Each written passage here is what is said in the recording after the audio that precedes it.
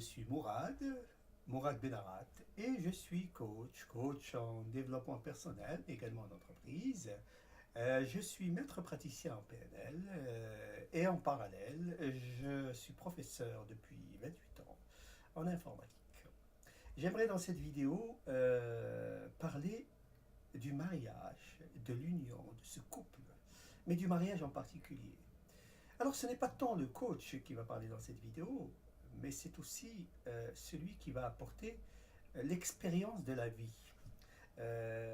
Être coach n'est pas en soi un métier, mais c'est une vocation, celle d'aider les autres et d'apporter ce que la vie peut nous enseigner. Et dans ce cadre-là, justement, j'aimerais partager, je préfère ce, cette idée, partager l'expérience de la vie avec vous et vous apporter une certaine sérénité et du reste, si possible, une solution.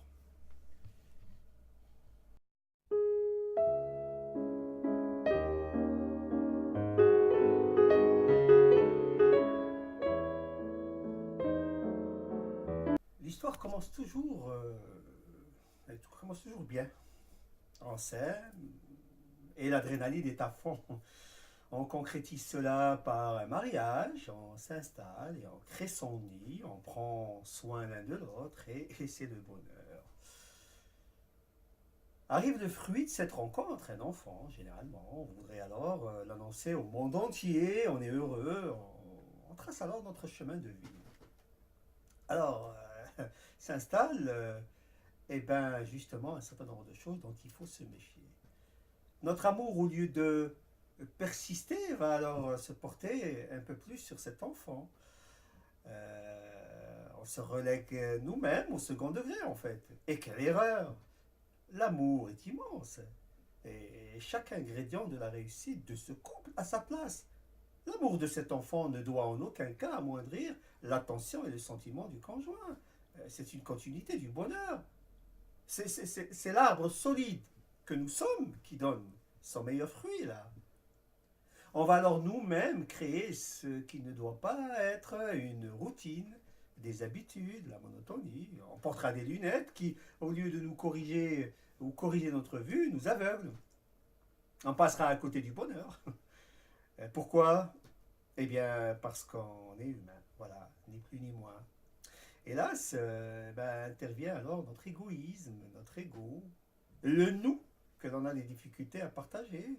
Et du coup, ce qui était censé être un bonheur devient notre détresse du quotidien. C'est quand même malheureux. Comment alors le désarroi qui nous prend, cette incompréhension, comment la vivre? On vit ensemble mais on ne se voit plus, on ne se regarde plus, on emploie le politiquement correct, c'est-à-dire la bise du matin et celle du soir, le chéri de rigueur, et la fameuse phrase tueuse, elle est tueuse, vraiment, celle qui consiste à dire as-tu passé une bonne journée? Et voilà, et voilà, et voilà. Alors s'ensuit ce que tout le monde peut deviner. Vous pensez peut-être que j'exagère. Ne croyez pas cela. C'est une réalité. Mais rassurez-vous, cette vidéo va un peu changer les choses. J'y apporte non pas la solution du bonheur, mais le provoquer le bon sens chez chacun pour y arriver. Et nous allons, pour ce faire, nous poser des questions. Pour chacune d'elles, on apportera une réponse. Et vous verrez, euh, on va trouver la solution ensemble.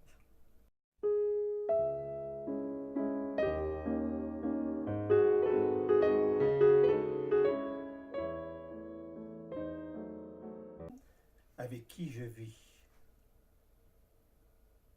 Vous êtes-vous posé cette question?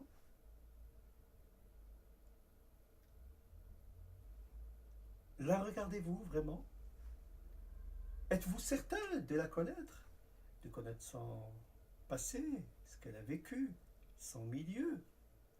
Ne serait-il pas intéressant de comprendre ce genre de choses, d'être attentif et tout simplement de voir qui est en face de vous? Parce que en la connaissant, en approfondissant, votre connaissance vis-à-vis de cette personne avec qui vous allez partager votre vie, et le plus longtemps possible, le fait de la connaître, d'essayer de pousser un peu plus, va vous permettre tout simplement de mieux la comprendre, de mieux la cerner, et surtout de mieux accepter les choses. Croyez-moi, c'est très important. Voyez qui vous avez en face de vous. Ne jugez pas. Voyez son vécu. Ne croyez pas. Faites en sorte de voir tout simplement qui est cette personne. Vous serez à tout point de vue gagnant, je peux vous le garantir.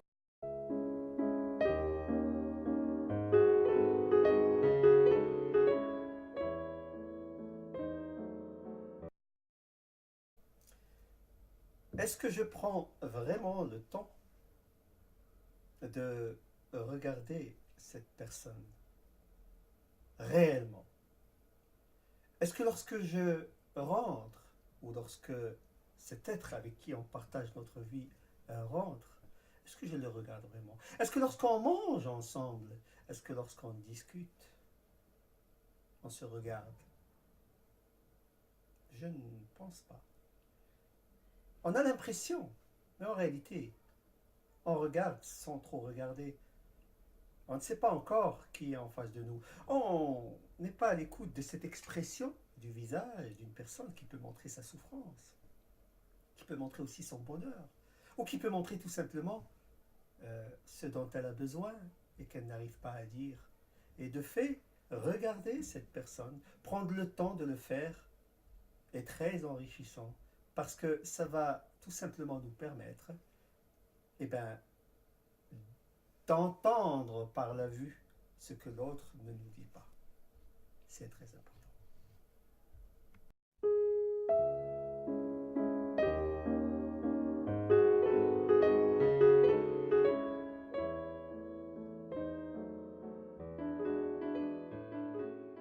Et sincèrement, est-ce que vous écoutez cette personne? Est-ce que vous l'écoutez vraiment? Je ne pense pas. La majorité d'entre nous écoutons déjà assez dans la vie, dans le milieu professionnel, le bruit de la rue, de la vie. Je pense que celui qu'on écoute le moins, ben, c'est cet être en face de nous, c'est cet être qu'on aime, avec qui on voudrait partager la vie tout entière. On ne l'écoute pas. Pourtant, cette écoute est primordiale. Parce qu'en écoutant, vous allez lire entre les lignes. Vous allez comprendre qui vous avez en face de vous. Vous allez comprendre tout simplement le désarroi, la tristesse de cette personne, de ce qu'elle pense, de ce dont elle n'est pas d'accord. Et il y a alors un dialogue qui se constitue, lequel dialogue est très salvateur, croyez-moi. Écoutez votre conjoint, écoutez-la, mais écoutez-la attentivement.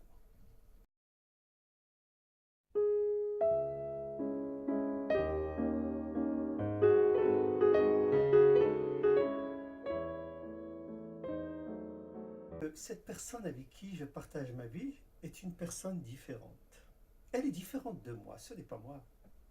Il faut être conscient de ce genre de choses.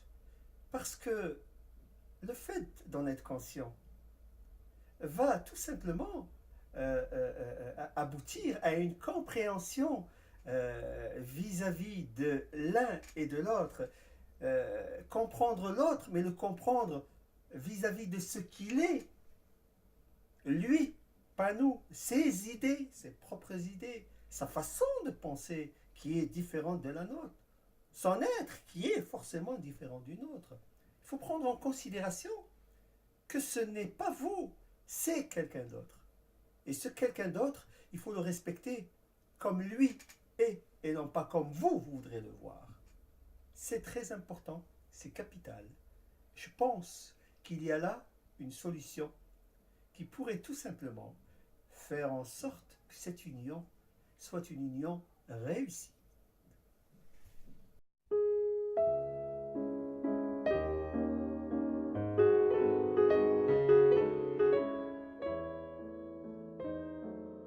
J'ai en ma possession pour rendre notre bonheur en une éternelle continuité? Voilà une question. Soyez conscient de cette question et essayez de lui donner une réponse, mais une vraie. En réalité, au moment où on s'est rencontrés, au moment où on s'est aimé, c'était le paradis, c'était le bonheur. Eh bien, il ne tient qu'à nous de faire durer ce bonheur. Je vais continuer à séduire cet être que j'aime. Je la séduirai avec tous les moyens que j'ai, avec mes attentions. Mais je ne vais pas attendre une fête, ni la Saint-Valentin. La fête doit être continuelle, tous les jours. Un petit appel, de temps en temps, juste comme ça, pour lui dire que ça vous fait plaisir, que vous pensez à elle. Rentrez avec un bouquet de roses, rentrez avec un sourire, demandez si tout va bien, même si tout va bien, juste comme ça. C'est un plaisir. Charmez au quotidien, appréciez au quotidien, inventez de nouvelles choses, continuez à plaire, occupez-vous de vous, de votre façon d'être, de votre physique. Lui plaire, c'est l'essentiel. Croyez-moi, c'est d'une importance capitale. Ça permet tout simplement de donner de l'amour, de donner de l'intérêt et de refaire vivre sans cesse cette étincelle qu'on avait au début, mais qu'il faut absolument maintenir et maintenir à haute pression.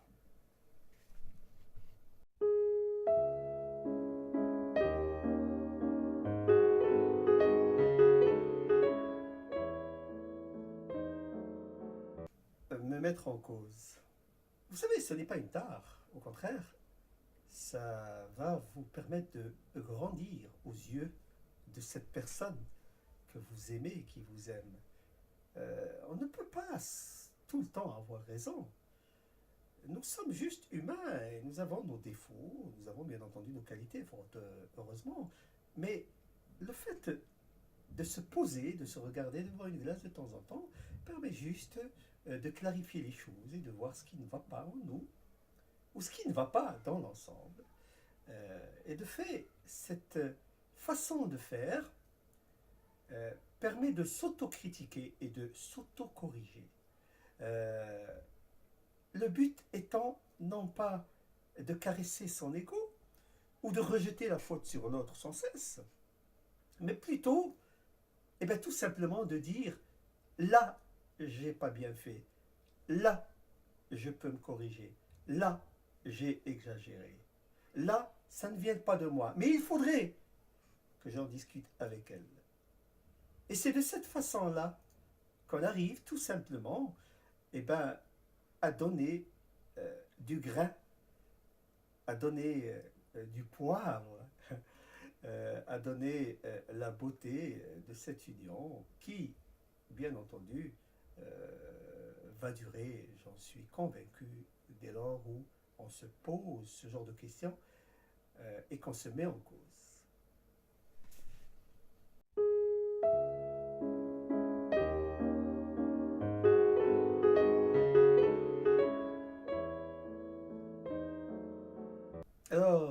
Alors, quel est notre devoir auprès de nos enfants, ces êtres nés de l'amour? Ce sujet est assez lourd. Je pense que nous avons un jour eu cette idée magnifique de nous aimer. Et nous avons eu des enfants. Ces enfants sont forcément issus de l'amour. Et notre devoir, à partir du moment où on a décidé de faire des enfants, c'est de les rendre heureux. Alors quand je dis de les rendre heureux, tous les parents veulent rendre heureux leurs enfants. Pour autant, nous avons quelques réflexions à avoir. Un enfant ne prend que ce qu'il voit. Il est éduqué au sein d'un couple. Et si ce couple est amoureux, si ce couple diffuse du bonheur, cet enfant sera né dans le bonheur. Et il va perpétuer ça dans sa vie. Le problème, c'est que bien souvent, nous commettons des erreurs qui sont absorbées par cet enfant. Mais cet enfant n'aura rien dans l'immédiat. C'est des années après, lorsqu'il sera adulte, qu'il sera rattrapé par ce genre de choses. Donc, une petite réflexion à ce niveau-là.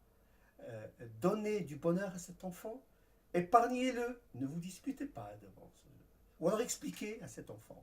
Expliquez-lui juste que ce sont des choses de la vie qui peuvent arriver, mais jamais de violence, jamais de pression.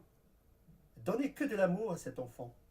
Et dès lors où vous avez fait ce choix d'en avoir un, allez jusqu'au bout de son bonheur. Vous n'avez pas le droit de vous arrêter avant. Vous savez, l'égoïsme doit être sain. Il ne doit pas être mauvais. Si vous décidez tout simplement que ça ne fonctionne plus, alors expliquez-lui. Un enfant, ça comprend, vous savez. Expliquez-lui. Et dites-lui, voilà, et donnez-lui surtout beaucoup d'amour. Pensez que ce que vous faites, ça va se répercuter sur cet enfant bien des années après. Petite réflexion.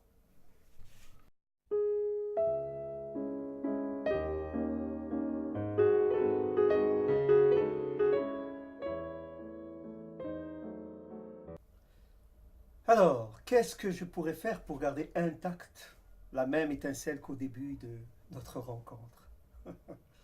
C'est une question assez intéressante.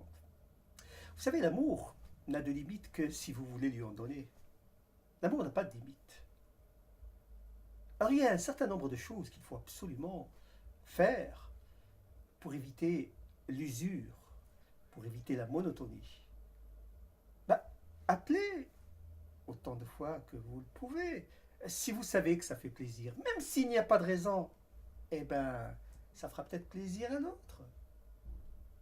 Continuez à vous occuper de vous. Montrez-lui que finalement, cet homme qu'elle a connu au début, c'est le même, même si le temps passe. Non, c'est le même.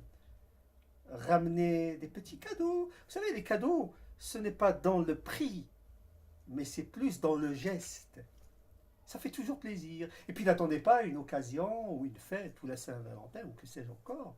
Non, non, la fête devrait être au quotidien, chaque heure, chaque minute. C'est nous qui décidons. Donc une importance. Et puis changez vos habitudes. Vous faites le sport ou du sport tous les mercredis à 16 heures. Oh, la belle histoire. Ben, écoutez, alors dans ces conditions, on va un peu changer. Ça va être tous les jeudis à 11 heures. Bien sûr, si on peut. Mais changer ces habitudes qui viennent et qui nuisent à ce couple, à cette union, à ce mariage. Voilà. Alors, bien entendu, on pourrait me dire, oui, mais c'est facile ce que vous dites, faut-il encore pouvoir le faire? Bien entendu qu'on peut le faire.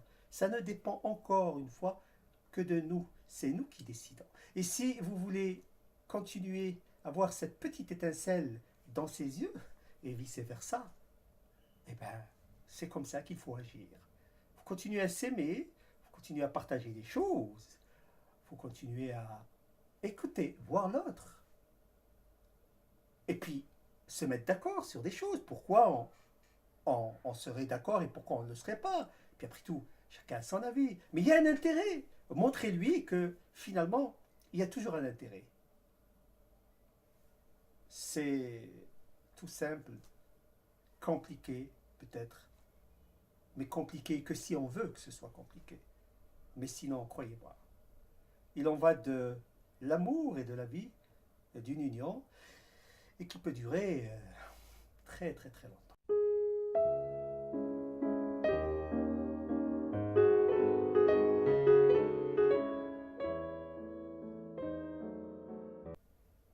Alors pour terminer, et lorsque nous avons fait le tour de toutes ces solutions, et en admettant que cela ne fonctionne pas, comment alors pouvons-nous régler nos différends et rester corrects l'un envers l'autre et se séparer dans la correction?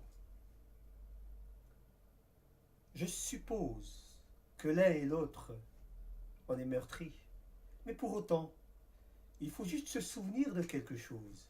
Nous sommes capables de tout, même d'aimer. Et cette personne, nous l'avons aimée et elle nous a aimés. Nous avons été heureux. C'est juste que les choses, parfois, ne se passent pas comme on voudrait le voir. Mais ce n'est pas grave. Nous avons tout essayé, nous avons tout utilisé.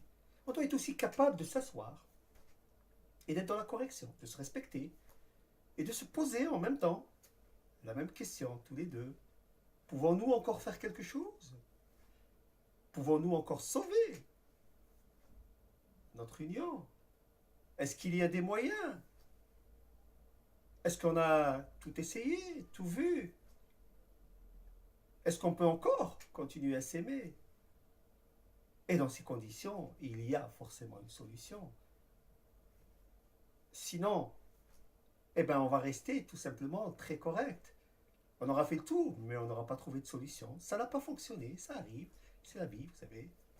Et dans ces conditions, je la respecte. Elle me respecte. Et nous essayons, ce n'est jamais facile, bien entendu, ce que je dis n'est pas facile. Pour autant, nous pourrions le faire. Tout simplement s'asseoir, discuter, garder son calme, même si l'autre s'emporte. Vous savez, le calme, c'est impactant. Et à un moment ou un autre, c'est l'autre qui se ralliera à vous.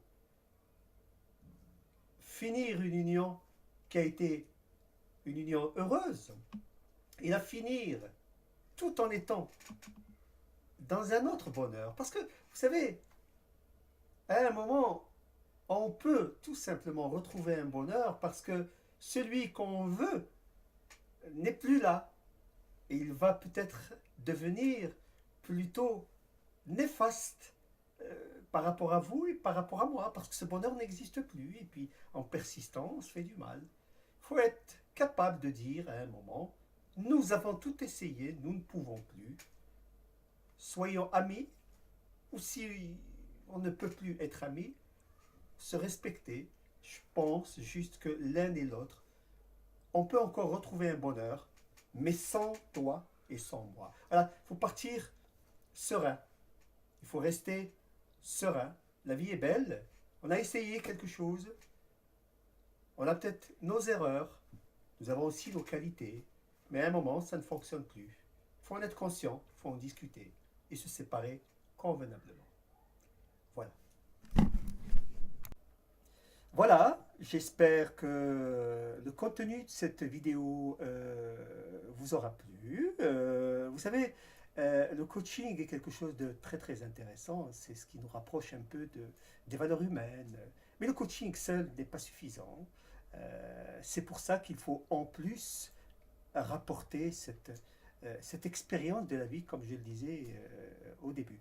J'espère que ce contenu, le contenu de cette vidéo, fera en sorte que votre mariage soit le plus réussi. Et vous savez, se rencontrer, s'aimer, se marier, avoir des enfants et finir sa vie ensemble, c'est juste excellent. C'est ce que je souhaite à tous les gens qui regardent cette vidéo, c'est ce que je souhaite à tous les gens mariés.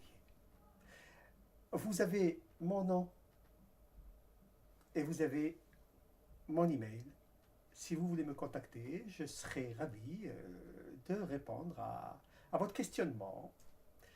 Je vous dis au revoir et à bientôt.